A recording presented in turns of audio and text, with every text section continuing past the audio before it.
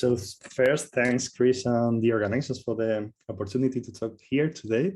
I'm really, I invite you that I'm not joining you there with the works and everything, but the COVID is like this. So I hope that we can really meet in person soon. And today I'm going to talk about combined solution and solid state NMR studies on assembling proteins. And we have seen from the previous talk by Melinda the relevance of self-assembly with collagen fibers, for instance. But I'm going to talk about other type of self-assembly, which is that is characterized by amyloid fibrils, which is relevant to health and disease. Amyloids, I think we are all more or less familiar with, but they are these insoluble aggregates that became popular because of their involvement in dozens of human mortal diseases, especially those related to neurodegeneration, to neuronal disorders like Alzheimer's or Parkinson's. And they are like twisted long beta sheets that display this fibrillar morphology under the electron microscope. And to introduce these amyloids, I like to always make this classification because this gives you a flavor of the relevance of studying self-assembly in the system. I like to classify them in pernicious, toxic, and functional. And you may be wondering what is the difference among these two, pernicious and toxic.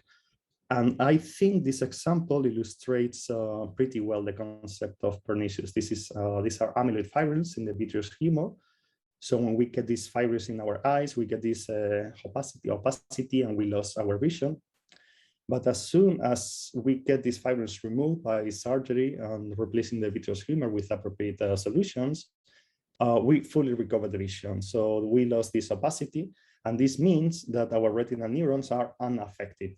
So these pernicious amyloids are something that really are extracellular and do not provoke direct damage to the cells. Then by contrast, we have these toxic amyloids, which we are all familiar with, those involved in, for instance, the plaques seen in Alzheimer's disease by the accumulation of the A-beta peptide or tau protein.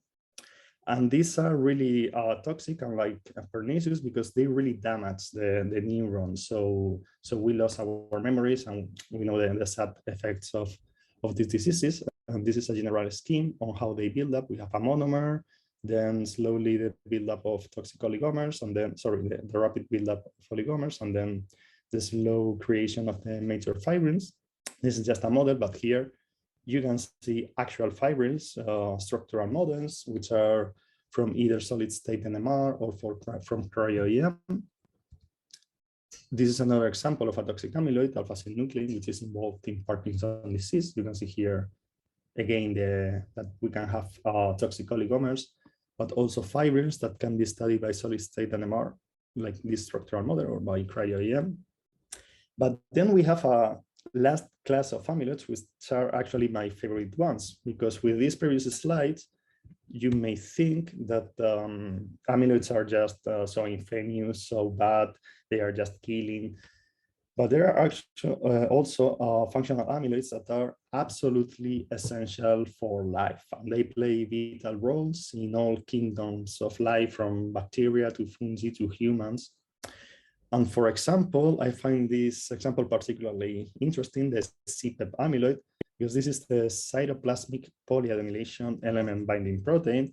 And what this guy does is that it self-assembles into this fibril by means of this glutamine and asparagine QN-rich region.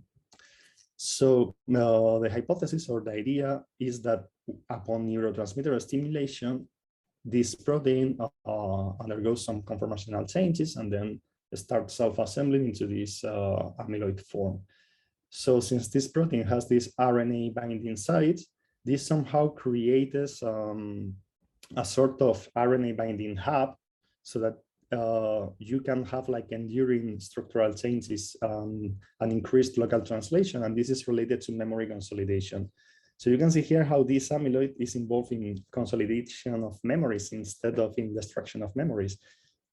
So just to finish this brief introduction, here I'm showing some of the recent structures that can be now determined now that we have reliable solid state NMR protocols to elucidate these structural models like this one or this one, but also with the with this blossom of prior EM, there are also now a lot of structures of amyloids coming out if they are amenable for helical reconstruction.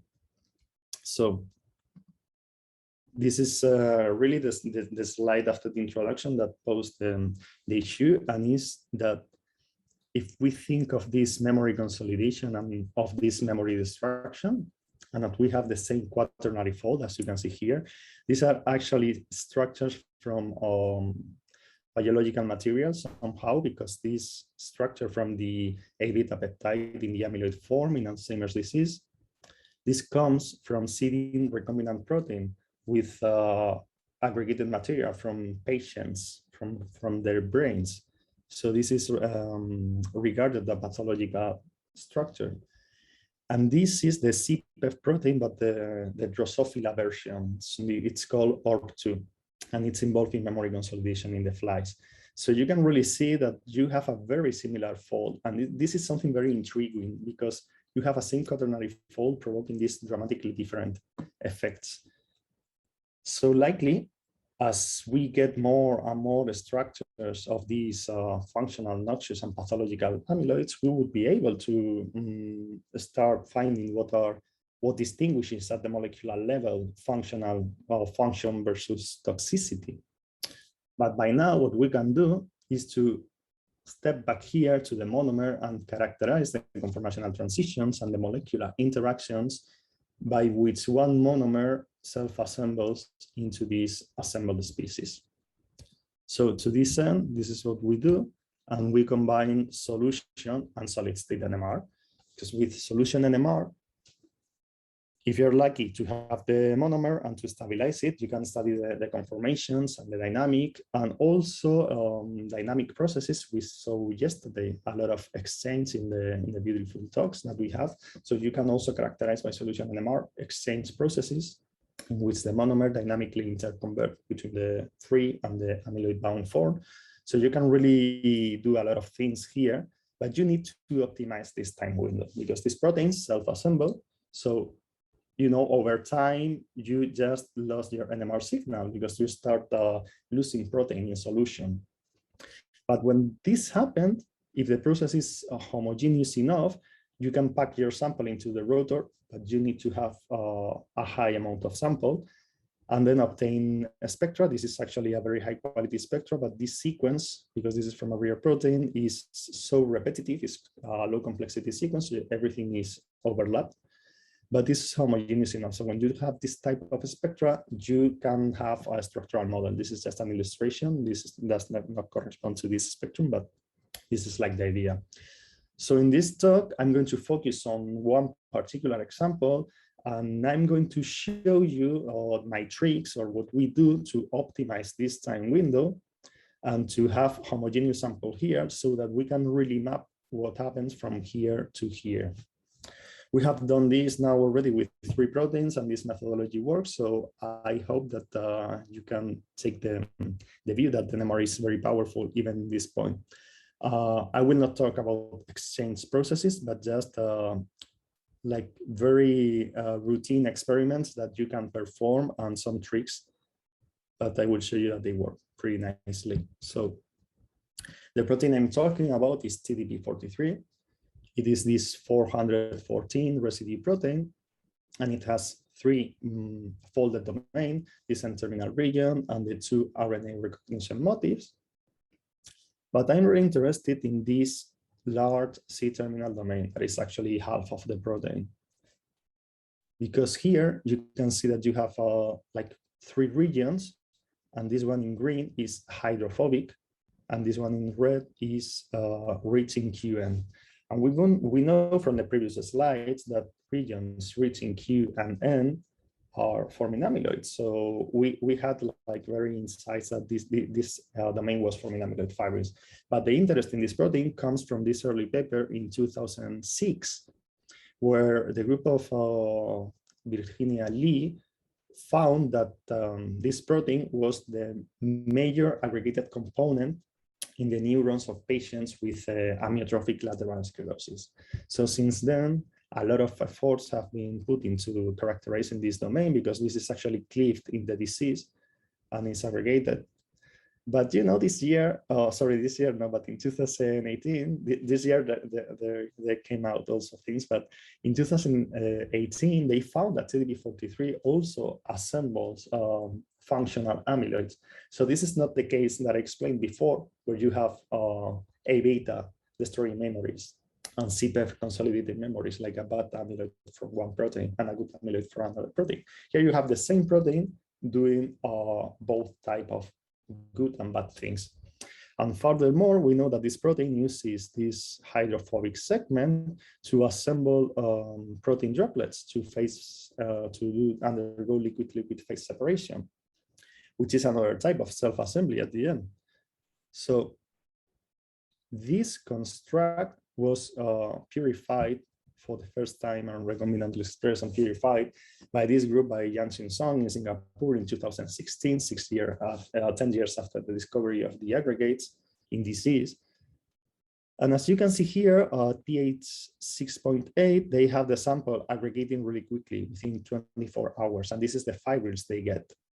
So this is what I told you, that in solution NMR, everything aggregates so quickly. This time window is not the best one to conduct a thorough characterization of the aggregation process.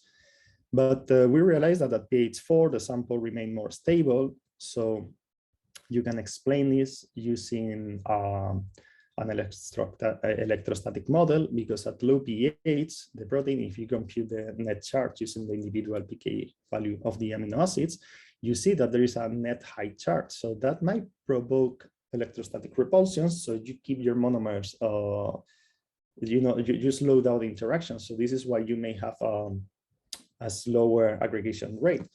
And by working under these conditions, we were able to obtain these homogeneous fibrils.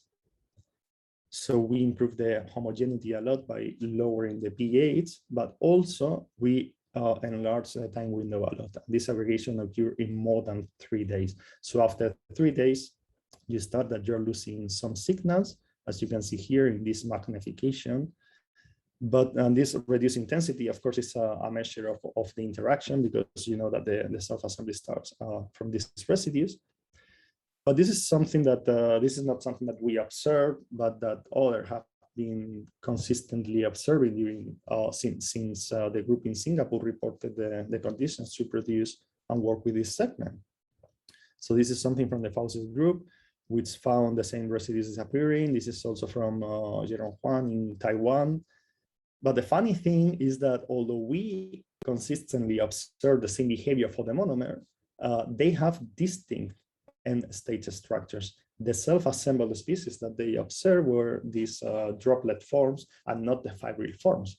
So that was very interesting. And by carefully looking at the experimental conditions, we found, and this is something that it's now pretty well established, that if you use salt or RNA in your samples, you provoke phase separation. So maybe the group in Singapore already did have droplets before the fibrils, but they just didn't check it, because when you do the negative staining, you're not using confocal microscopy or TIC to directly look at the droplets. So we realized that in our aggregated samples from the NMR, this is just from the bottom of the tube, we had extensive droplet formation. And when you do the negative staining, you also see that you have the fibrils.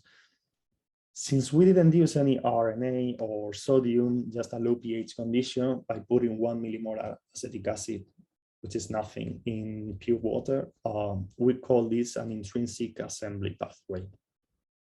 And then over the years, it has been found that by many other groups that indeed, if you really examine your samples, you can have both species droplets, and then from these droplets, fibrils emerging. So you have this nucleation step.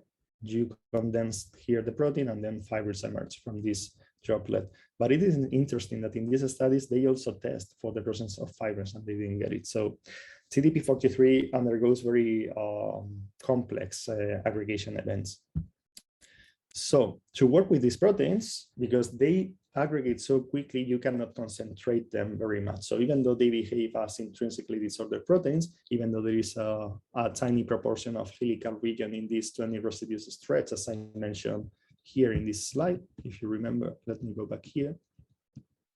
There we go. I told you that this hydrophobic stretch adopts a helical conformation that you can see here.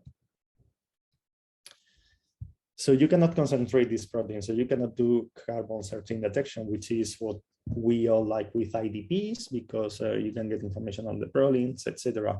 But you can do proton detection. And usually when you do this, well, we check that the low pH condition didn't alter this conformational feature of the disorder and the alpha helix, as you can see here. So this is just another trick, like try to optimize the pH condition to enhance electrostatic aggregation, repulsion, and you still would have aggregation but slower, and you will end up with more homogeneous fibers. And regarding the assignment strategy, this is the standard strategy in proton detection. You anchor the carbon and the alpha carbons and the beta carbons. But you know, this takes a lot. This is a time that requires for TDP-43 following these experiments that these previous groups used. But we realized that using this alternative from the Wagner group that was published quite a long time ago to connect to consecutive amide groups, that was much more convenient, even though they reported that you could use this with non-uniform samples. If you do it just without NUS, you have a 40% of time saving. So you can assign with just one sample everything. And we have tried this with our 3 self-assembling protein, and it really works. And the sequences are so diverse. So I really encourage you, in parallel to the net chart, to use these sequences, because with just 3 experiments with D2, you have all the peaks in your HSQC assigned. And then you can use the CV, CA, CONA to assign the alpha carbons and the beta carbons. And you have a lot of time savings. If you use NUS, you have still more time saving. So with the time that remains during your optimized time windows, you can collect the other experiments that you want, for instance, an 810 CO to assign the backbone, if you also have the alpha protons, or these experiments who have the side chains. It's completely up to you, depending on what you want to see. But usually, this works very well. So I'm back to this chemical shifts assignment on the secondary structural propensities. We realized that everybody was so focused on this segment because it was proved by cryo-EM and by solid-state NMR that alpha helix that was involved in the intermolecular interactions driving self-assembly converted into a beta strand, into an extended conformation. So now at this point, we said, okay, this region is so important because it enables self-assembly and drives the conformational transition into the amyloid. But the Huang group found that tyrosine and tryptophans, which are here, there is 1 tyrosine and 2 tryptophans here in this region, they were necessary for phase separation, because when they mutate them, phase separation was completely abolished, this process. So that made us think that maybe,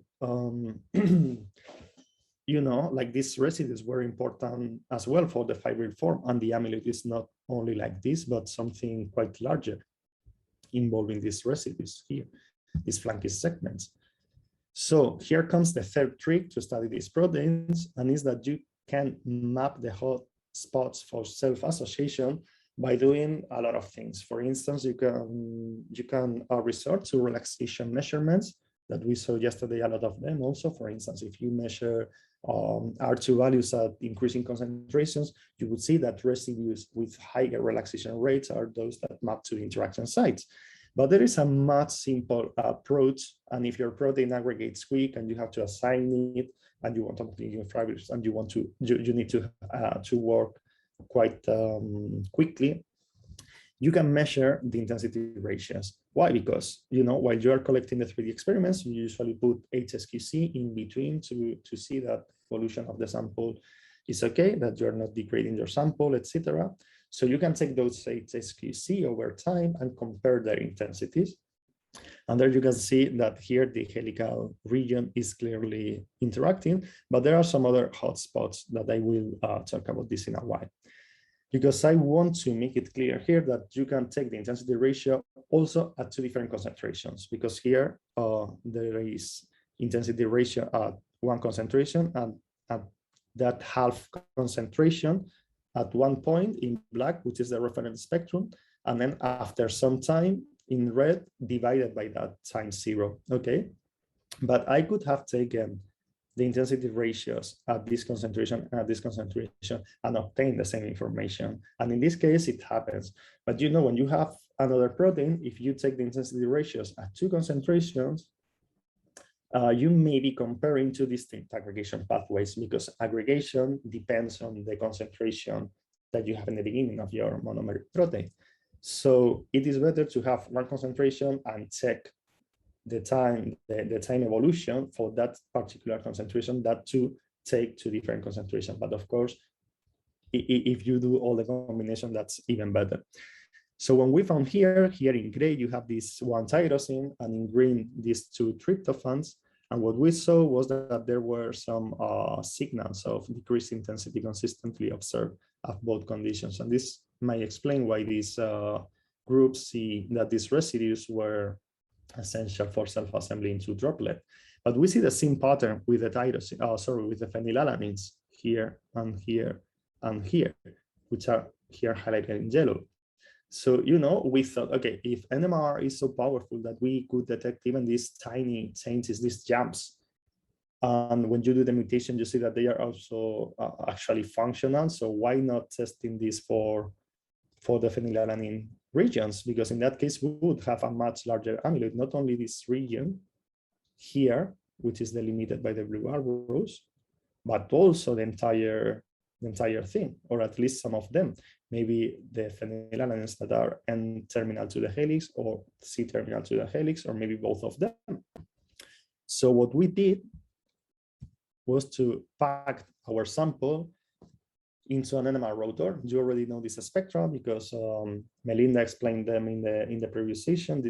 This goes to dipolar couplings. This is dark spectra, which were shown earlier with the tyrosine level collagen fibril. This is like the PDSD spectrum, but for larger mixing time, it provides better information in terms of structural restraints. But what I'd like to show you here is that with this spectrum, we can see here this region that is very characteristic for tyrosines and phenylalanines. So this really told us that aromatic residues were playing a role in the fibril form. And why? Because these experiments that go through the polar couplings are sensitive to molecular rigidity, let's say, because you can have the version of these experiments that go through J couplings, for instance, a Topsy experiment. And there you can have like the flexible or more dynamic regions because you go through the J couplings. But here you go through the polar couplings, so you have static regions, okay? So another trick to have these homogeneous samples, you can see the homogeneity by increasing the mixing times and see the buildup of long range contacts and peaks that are farther away from the sequence. This is like increasing the mixing time in a toxic experiment in solution NMR. So to have this sample, you need to amplify the material, because in solution, the sample that we have at this concentration, if you convert them into mass, it was like 600 micrograms, which is way too low for solid state NMR, unless you use these very, very, very tiny rotors. So what we did was to amplify using the seeding reaction. You have these fibrils from the solution NMR tube, and then you add fresh monomers. And here, this is another trick. It is very important that they are monomers. So you have to take your protein, record an HSQC, and then another HSQC, and so on over time. So if we work at 20 micromolar, we knew that the sample was stable over 1 month. So you can have the same intensity ratio. You have the same intensities for all residues after 1 month. So that indicates that the sample is not self-assembling. And then from that 20 micromolar concentration, we have to do at least 10 rounds of seeding in this way. And we end up amplifying the material and collecting these experimental data. So there was one question remaining, which was which of the tyrosines were these ones, because we could not at that time have site-specific assignment, but just residue type assignments. We know that this is the regions of the tyrosines, but we cannot tell which tyrosin, of the phenylalanines, tyrosines as well, but we cannot tell which one is.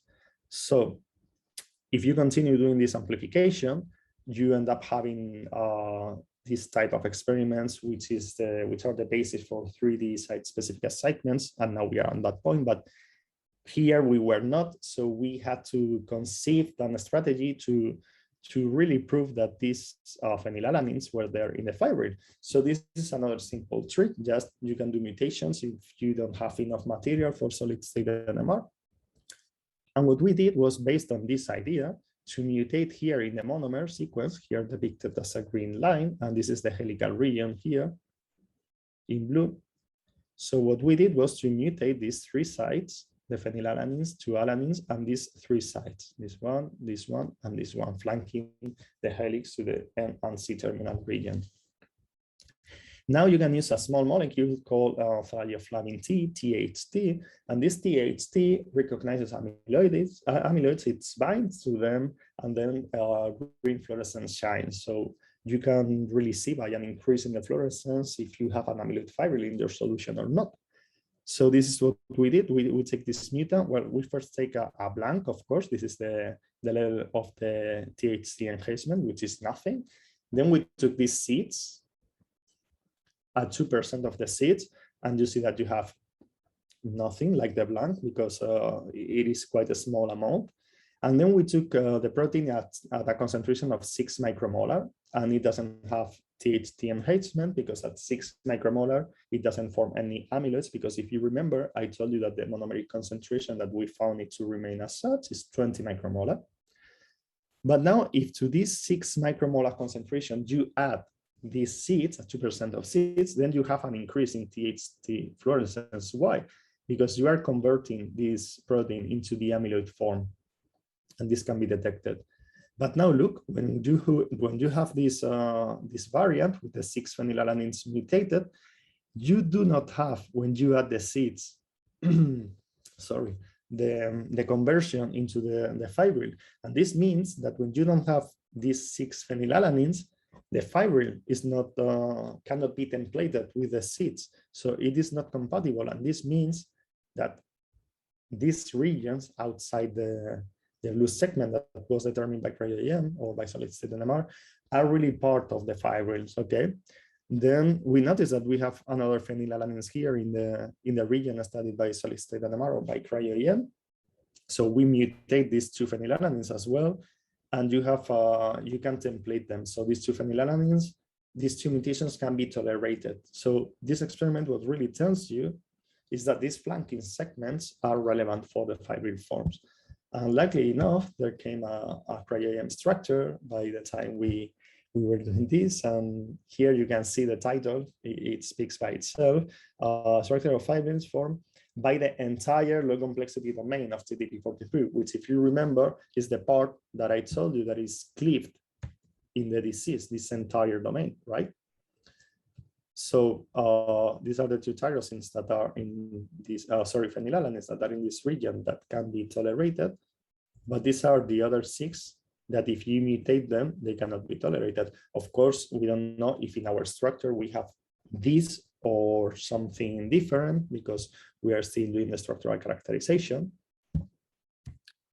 But what I want to show here is that with this simple collection of experiments that I will summarize in the last slide, you can study self-assembling proteins, and that this is something that we should accomplish, because, as I mentioned, the diversity of amyloids is so huge that we need to understand what drives the transitions from the monomer to the fibril, but also to understand the difference between final and end state structures that are the fibrils themselves to distinguish between function and toxicity.